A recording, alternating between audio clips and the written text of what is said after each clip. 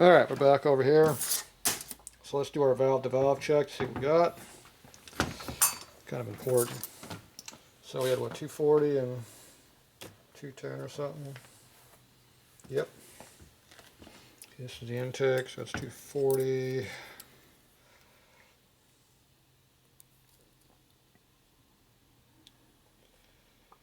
Let's see, we got 530-ish. 240. Exhaust is the big one. Oh, that's totally different than what it was. Okay, we're at 50 right now. 210, I think, about there.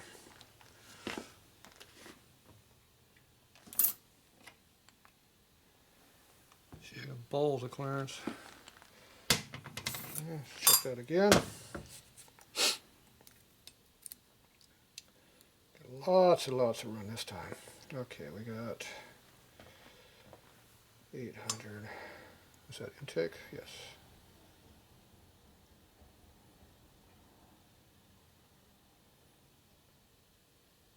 $240.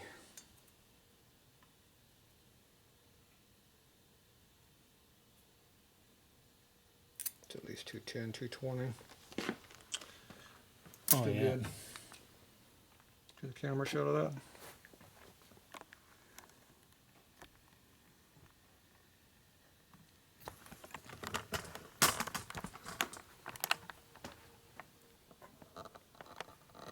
So we definitely got a lot of clearance. So these valves got sunk deeper than I thought they were. Okay, now we go over here and get our install lights and see what we got over here is the next problem. So we definitely got plenty of room.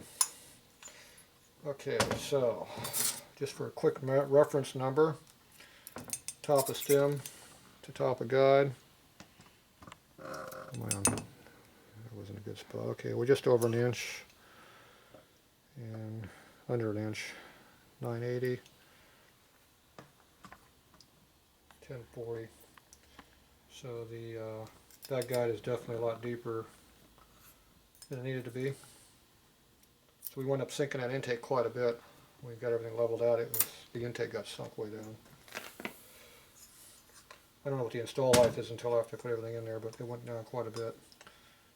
So we got to worry about the exhaust being too high right now. So what we need to do is check that right away real quick here. Put this over so I can see better. I'm just going to take the collar here, stick it on here.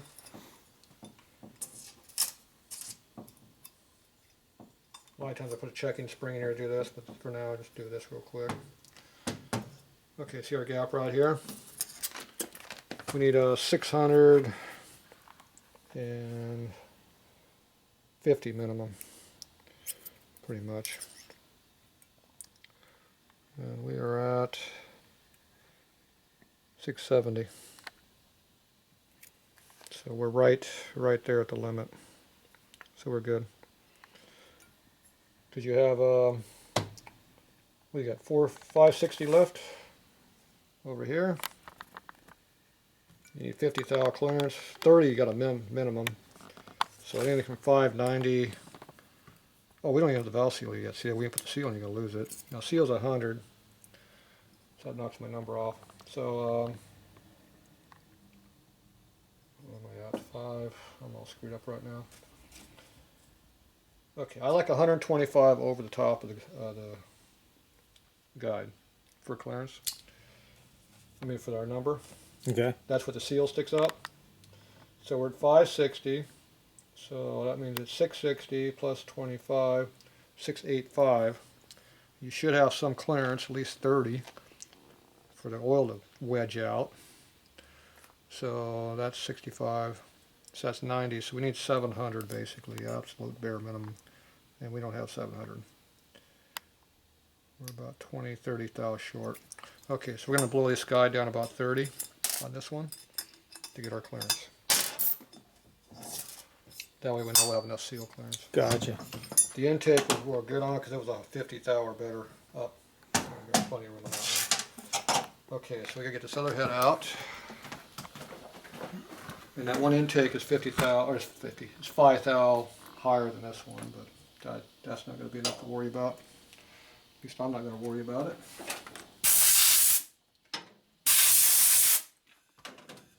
5 thou is enough tolerance for stall heights.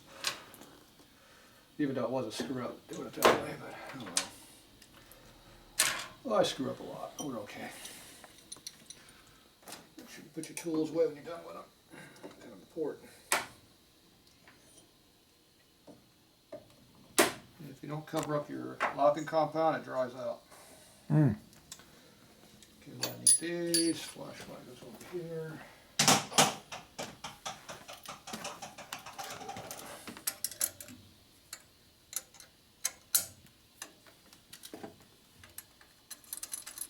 Oh, I want to do a little bit lapping on this one yet. I want to relap this one a little bit deeper. Because we get a little foggy. That was the rear one. Mm-hmm. That's the front. Rear.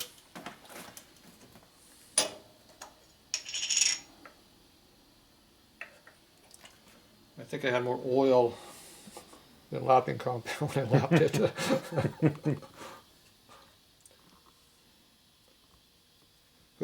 Damn, it's wasteful. Come on. Get bad as TV now. When I mixed it all up, I got a lot of heavy oil in there, and I think worked up the top. That's what we were using initially to lap with. All oil lap. Yeah, there was a grit in there, but it wasn't a lot of it.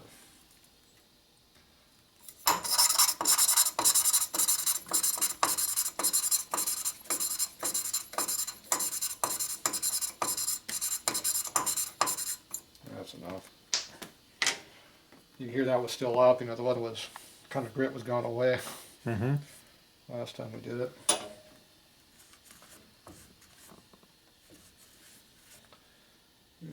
Yeah, now you don't see all those marks in there now. See, it's more black gray all the way across now. Yeah. Yeah, it's because it was more oil than lapping compound. Let's see if the intake was the same way.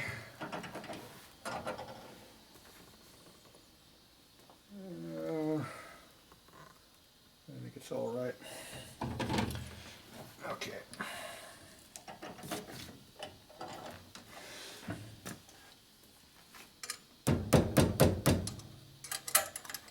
Ouch. I can feel that. I could have reached all the way over there and got that hammer, but the cameraman was in the way, so Damn. I took one pain there. You took one for the team? No, just for pain. Oh. Not for team, I just like pain.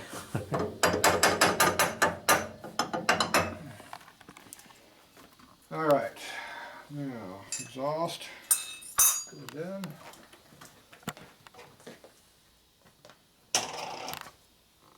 Goes in.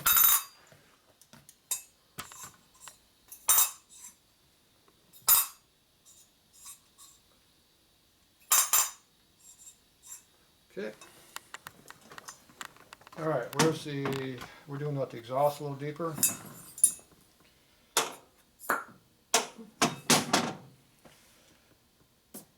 Okay, that's going to be tools over here.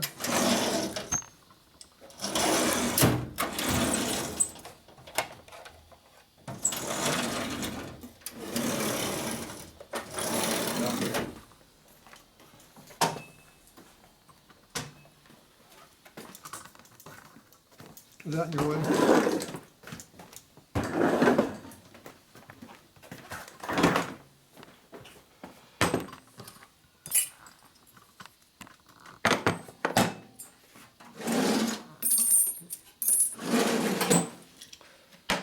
All right, drop rest.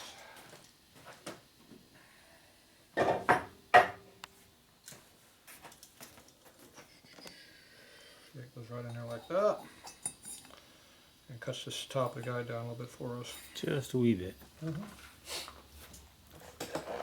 We're taking, was it 30 thou? How about that?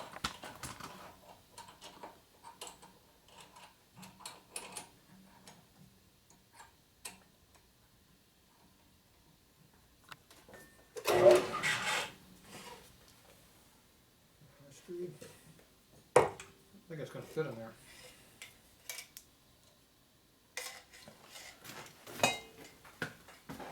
Yeah, I'm pretty sure that's not going to fit.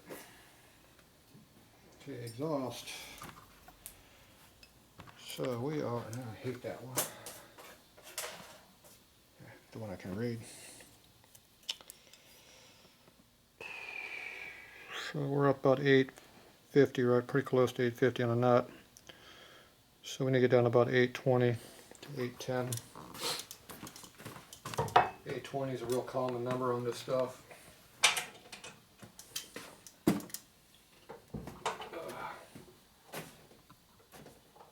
That's not dropping.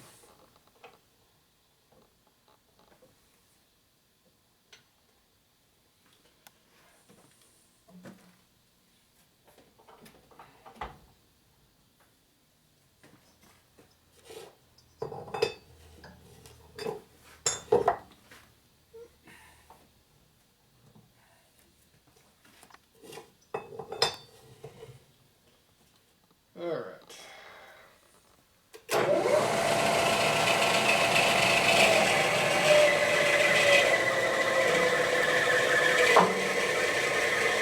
Much better.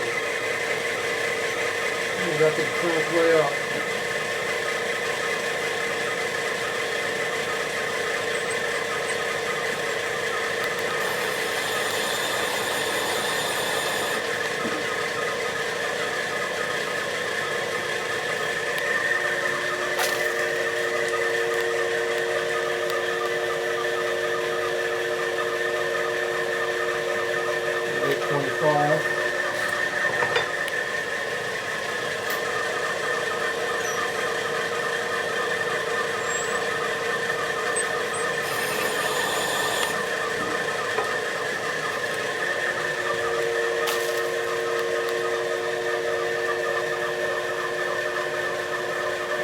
There we go. About 815, 820. Live with that.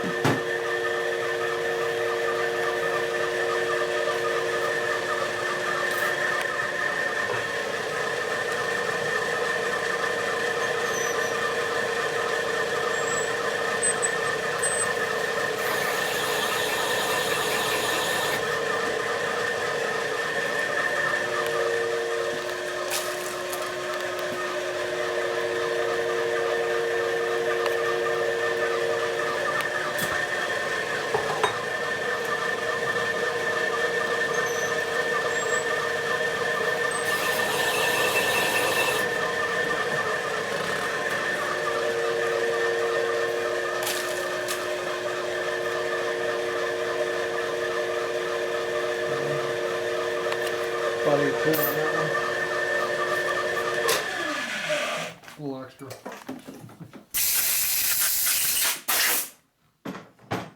Okay, let's get this cleaned up. Look at that. And action. We're flying again. All right. Okay, this here's valve height checker, which does not work with beehive springs because this does not fit where it belongs. It's supposed to sit up on this lip. It sits down there. So this was a 100 or 125 deeper, as I recall. Turns out that big twin cam shims, being like real Harleys, Evo, Shovelhead, Panhead, Knucklehead, real bikes, you can get exactly what you need. The perfect tool. Because it fits on the beehive collar and adapts that one. So as long as you got that in there, you get the accurate number right here. For your install height, which are those numbers right there. See, that's what that does. It's a micrometer. Perfect. Okay. If you don't have that, you'll be off by the. I think it's 125. You know how much it is? So this much right here. Oh, I was off by 50. 150,000. Okay. I'm sure that's not enough difference in stall height to make any real difference. Shouldn't be a problem. Okay, so we got our valves in here. We did a rough cleaning just to play with it. That is a front. That is a front. And then these two are rear. Okay, what install height we're supposed to have? Install height 1860 to 1870. Alright. I haven't calculated anything out for myself yet. We're just going to see what we got. I'm not much for reading instructions, so kind of like to figure it out myself. What was that number again? It said 1860. Okay, you gotta make sure that fits on there. Okay, that does fit. That's a good. Okay, so you go like that. You go like that. You get your adapter washers and your collar. And your two manly keepers we stole out of my kit. Because Kibble don't give you no stinking ass keepers.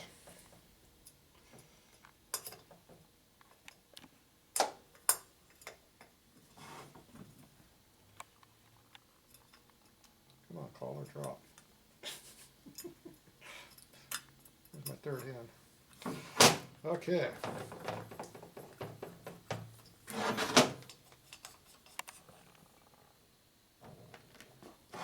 What do you got?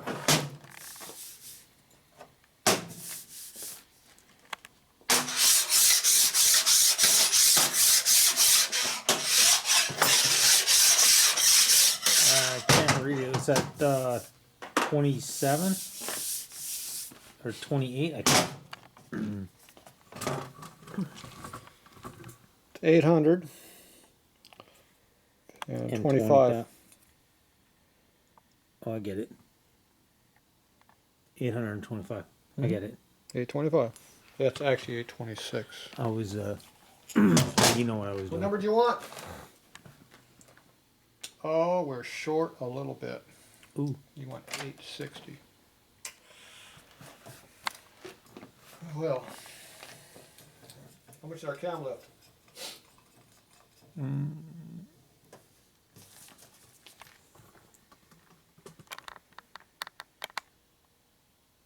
Oh, 560. How much cam they got here?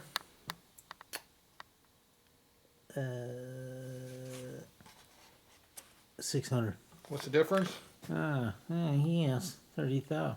40,000. 40,000. How much are we short? Yeah, we're good to go. 25, 35. Right. We're 5 on the good. We're finally good. That's why I do my own calculations. Of course, I still haven't measured the springs yet because I know they're way the hell off. Whatever. So if everything over 800, I'm okay. But we'll do a double check later and make sure. But. Okay, so we don't need no shims under this one, obviously. Okay, this is at the front head. Mm-hmm. And that was the one that was 5 thou up, I think. So we should lose 5 on the other one. Okay, let's see what we got over here. Adapters in there, need our spacers, need keepers.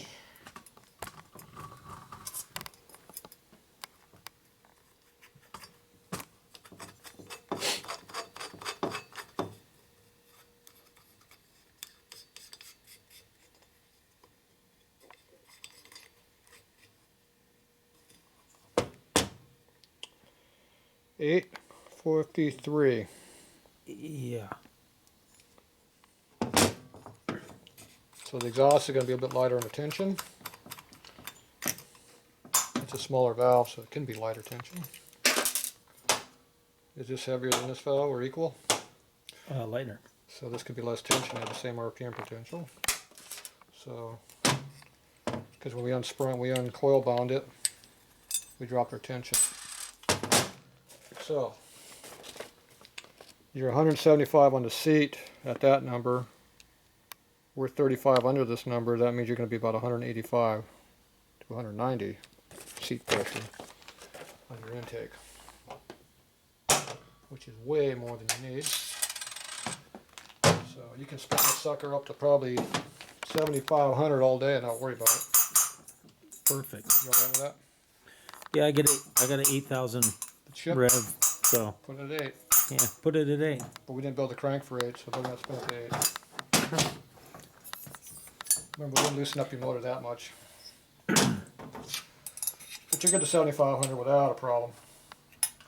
You can have a little more accelerated valve train wear though. I'm sure that's not going to bother you any, is it? No. Good. You're good to go. Well, we're going to go ahead and check the other one, even though we know they're similar. This one should be right in the same spot. And it comes in at 57. So that's 4 thou more. That's why those indicators aren't accurate. Right. This is the real world. Because this comes off the actual working surface, the keeper groove, not the tip. That doesn't mean anything.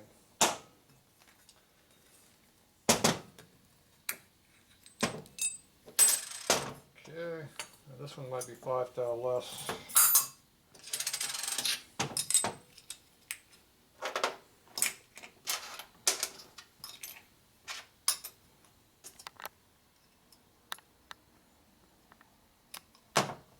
Oop. Damn bastard, flip over.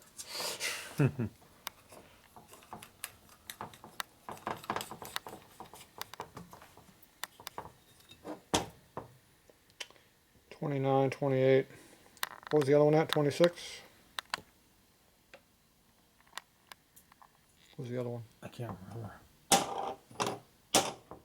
So that puts us closer to the same height. We were supposed to be 5 off. I figured 3. Looks like we're still about 2 to 3. So you're worried about making me recut that valve. See, 2, 3 thou. Yeah, we're good. You were good? You can live with that? I'm good with it. Okay, good. I'm good with it too. Awesome. Now this is a heavier valve because it's oversized now. That's why we need that extra tension. So we're good. Alright, so we don't have to worry about any stupid shims, just put this thing together. Now in the real world, when you put tension on this thing, they're going to pull up a little bit more. Okay. You're going to gain install height. You gain 10, 20 thou. Okay. You will. Right. And after things break in, the valve will pull up into it a little bit. You'll gain a little more. Everything stretches a little You'll teeny get some bit more. and gets its feel. It always goes in your favor on this case, so you're Right. alright. Perfect. So you're good to go. I'm not going to worry about this one bit. Nice. The only thing we don't worry about right now is what happened to our seal clearance number over here. And they were way different. See what we got now. Okay, this one was over an inch or something like that. Yeah, just over an inch. An inch 20. And somehow we gained a lot more than we were supposed to gain. We're 40 now. 50, about 50. I think that cutter cut a little more on the top than it did down here. Right. It seemed like I was doing a lot of cutting. It kissed a little more than we were thinking. Yeah, but I measured what I wanted, but I'm at the number I wanted, but I don't know, it just didn't work out. I've had that happen before. So we lost some valve guide reliability there. So your exhaust guides might wear slightly more than the intakes now. Right. Of course, now they have less tension than the intake, so maybe it'll equalize. Yeah. It's all there. The key thing is you have clearance. Very important. Right. The seal will not rub, will not bang up inside of this. That's important. Okay, what else you want to check before we call it a day here? What are you going to do on porting? You going to work on that? Yeah. How much bigger are we going to go? More bigger. More bigger? That was what, 1-800 on the manifold? Yeah. I'm waiting for that answer. You're a little slow. It's caffeine deprived. Your Tatro porting tools. You like those? I don't usually use Daikin, but it stinks so bad. Mm-hmm. However. Yeah. Man, stuff stinks. It's stuck on there again. I think this thing evaporates more than I ever use it. Whew. Yeah, it's good stuff. Don't let the kids next to this stuff. It'll definitely Make you feel like crap. Of course, that's what they like, so I guess it's okay. Ah, damn, this stuff is strong. Glue has nothing on this. This stuff is strong. All right. Whew, oh, that stinks. I think I used it up. Didn't hit it. Any in there? There we go. We got some in there. It's hard to hold onto this. It's wobbling around.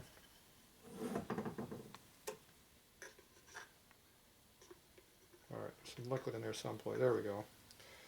There's a nice lob. Got tired. Tired of screwing with it. So. Oh, that stuff's strong. Ah. I used to use a lot of this stuff in the back of the day. That explains a lot. Right?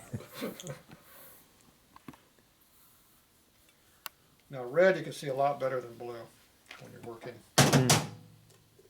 We learned that real quick.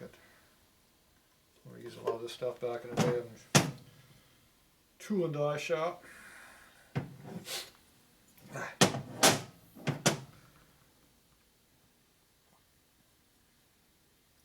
Yeah, actually, a lighter color gives you better contrast. You can see better. Even this red when it's really, really dark red, it gets hard to see. It's better when it's lighter. Ah, man, this stuff is terrible. When I use it up, I got a whole new container. Oh, good. Oh. I always been 20-something years on that one, so I bought a small one. Just in case. Ah, that stinks. Okay. Honing tools.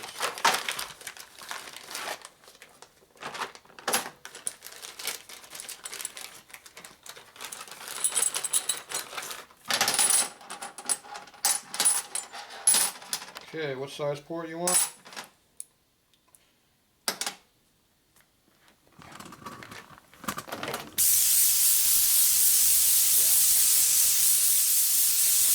Airflow in here. Let me get over for a second.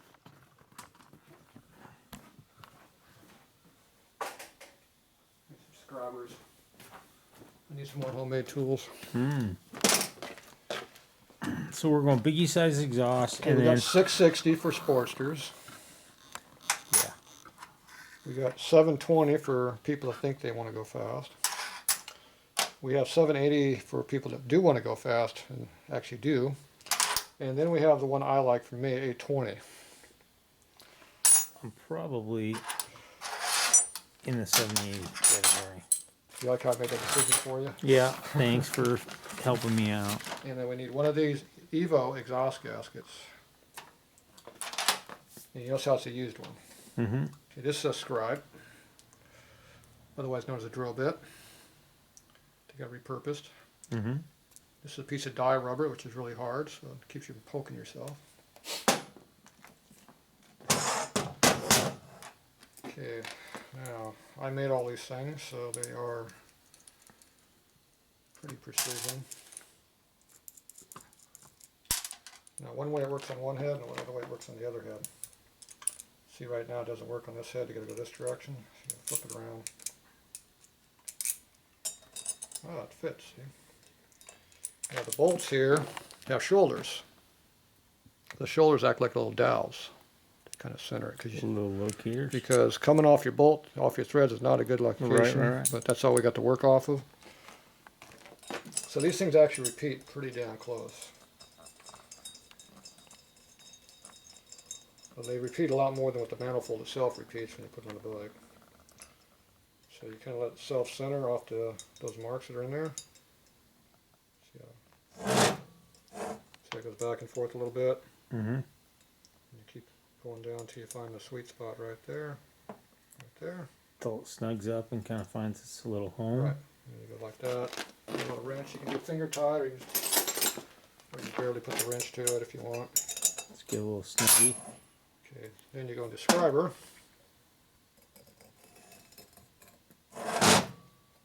And there's some material coming out of there. And that's a real stride. So when the junk goes away, you still have a mark. Yeah, yeah. You just can't see it. That's sharp. It's actually getting kind of dull, but dull actually helps you in the mark. Sharp's too fine. Is it? Alright, so if you want to go fast, that's how much metal you got to take out. Now it's not just on this end, you got to do it all the way through. Then it'll match what we did over here, see? Wow. So you got some material to take out. That's definitely some material. Now you don't want to be taking a whole hell off the bottom down here, it doesn't do anything. But you got to take out a little bit. You don't want to take anything off of that. Don't touch that. Leave that stinking thing alone. But you do blow everything out the sides and all this other stuff. Okay, now you go to the exhaust side. Just have an exhaust gasket laying around.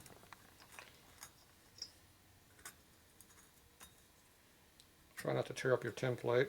I've never actually made a good template because these work. Now, there's not much you can do on exhaust because, see, there's not a lot of extra material. Unless you got to be a little more careful about tearing up your material here a little bit.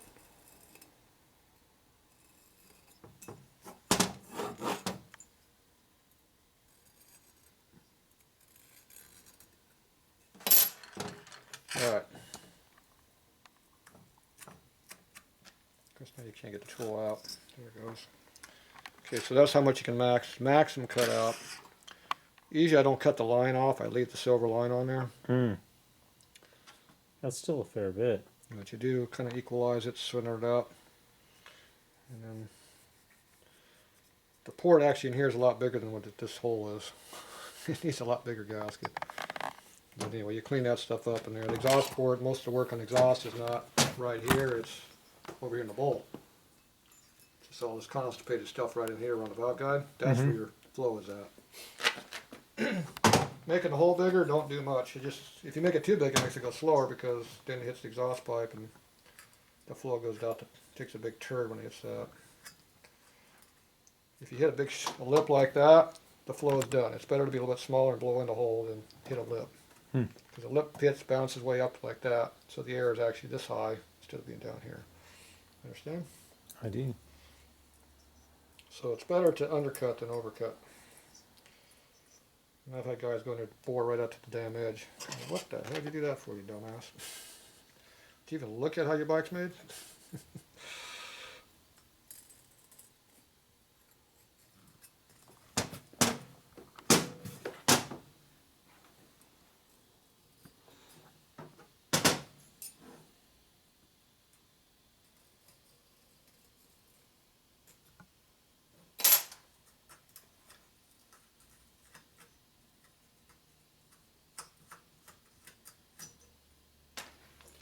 Okay, there's that one.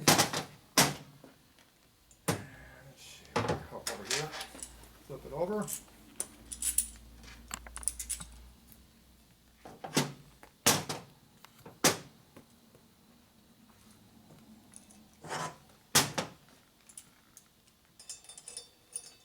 Now if you find that the port is way off from where you think it belongs, the tool doesn't fit, or if you're really stupid, and you mount it upside down like this.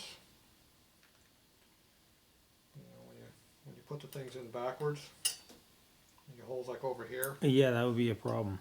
Yeah, it might be a clue. Maybe you did something wrong. Right?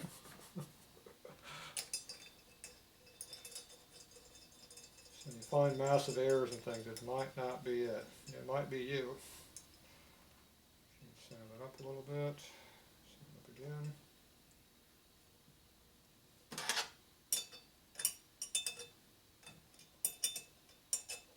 Feel something given on this thing, so why is it given?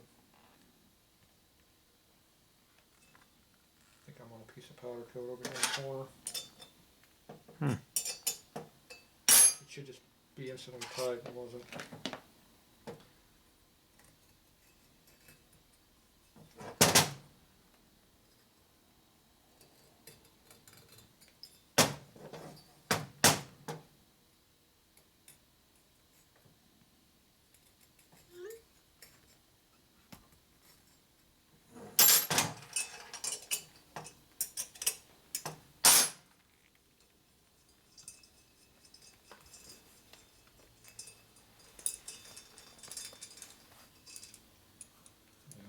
powder coat over there.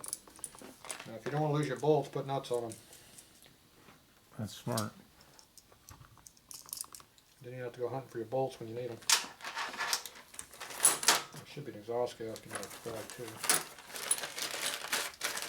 Of course, you put that in another bag over here. So I used to use gaskets, Evo gaskets.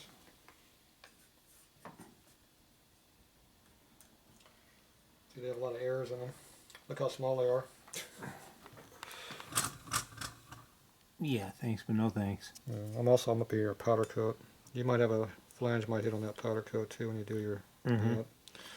So these are gaskets. They give you something to go by. But, you know, it is what it is.